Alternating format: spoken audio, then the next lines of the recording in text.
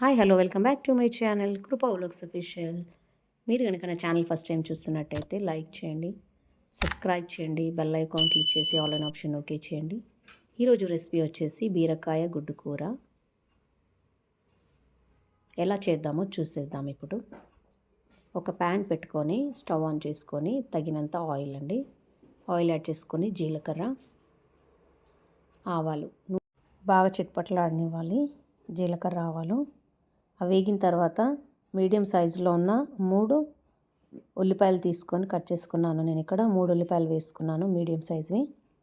4-5 పచ్చిమిర్చి, కరివేపాకు రెబ్బలు అన్నీ వేసుకొని లైట్ బ్రౌన్ కలర్ వచ్చేంత మట్టుకు చూస్తున్నారు కదా, ఇలాగ దూరగా వేయించుకోవాలి. లైట్గా బ్రౌన్ కలర్ వచ్చేది కదా. ఇప్పుడు 1/2 టేబుల్ స్పూన్ అల్లం వెల్లుల్లి పేస్ట్ వేసేసుకొని ఆయిల్లో అల్లం వెల్లుల్లి పేస్ట్ని దూరగా వేపుకోవాలి. పచ్చివాసన అంతా పోవాలి, మంచి సువాసనగా రావాలి. ఇప్పుడు 1/2 టేబుల్ స్పూన్ పసుపు వేసుకుంటున్నాను. అల్లం వెల్లుల్లి పేస్ట్ వేగిపోయింది కదా, పసుపు వేసేసుకొని కలిపేసుకోవాలి. అల్లము, పసుపు, ఉల్లిపాయ ముక్కలకి బాగా పట్టేసేయాలండి. వేగిన తర్వాత ఇప్పుడు నీట్గా కట్ చేసి పెట్టుకున్న 1/2 కేజీ బీరకాయ ముక్కలు తాలింపులో వేసేసుకొని బాగా కలుపుకోవాలి. ఎప్పుడైనా బీరకాయలు తీసుకునేటప్పుడు మరీ లేతగా ఉండకూడదు, మరీ ముదిరినవి ఉండకూడదు. ఎందుకంటే లేత ఉంటే ఏమవుతుందంటే పొట్టు తీసినప్పుడు పొట్టులోని సగం కాయలోని గువ్వమంతా వెళ్ళిపోతుంది. కర్రీకి మిగిలేదు. కర్రీ కట్ చేసేసరికంటే కొన్నే వచ్చేస్తాయి ముక్కలు. అందుకని కొంచెం ముదిరినవి పెద్ద సైజు తీసుకోవాలి కాయలు.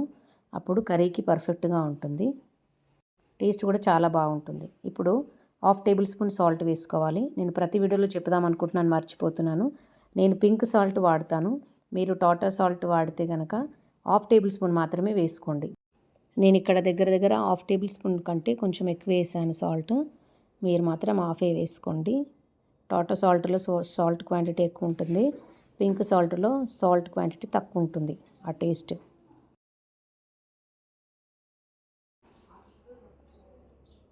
ఇలా మధ్యలో 5 నిమిషాలకు ఒకసారి కలుపుతూ చెక్ చేసుకోవాలి.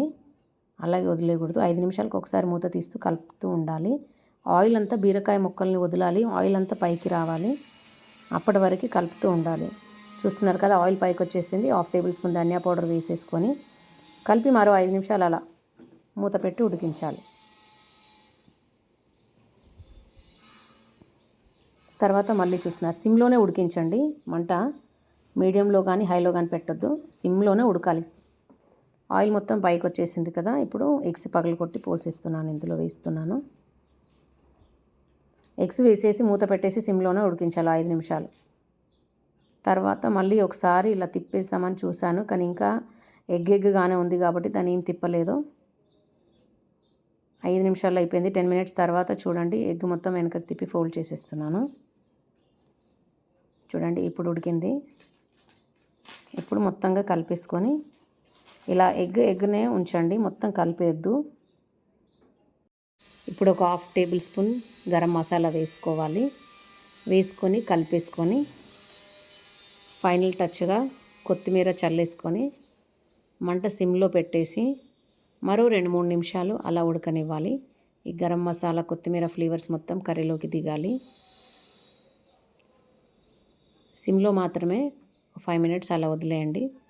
ఫ్లేవర్స్ అన్ని కర్రీకి బాగా ఇనికిపోతాయండి. చూస్తున్నారు కదా, 5 మినిట్స్ తర్వాత మూత తీసేసాను. కర్రీ రెడీ అయిపోయింది. బౌల్లోకి కర్రీ ట్రాన్స్ఫర్ చేసేసుకుంటున్నాను.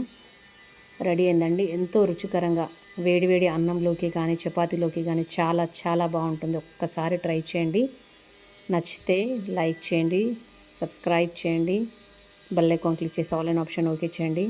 ప్లీజ్ నన్ను సపోర్ట్ చేయండి. Thanks for watching.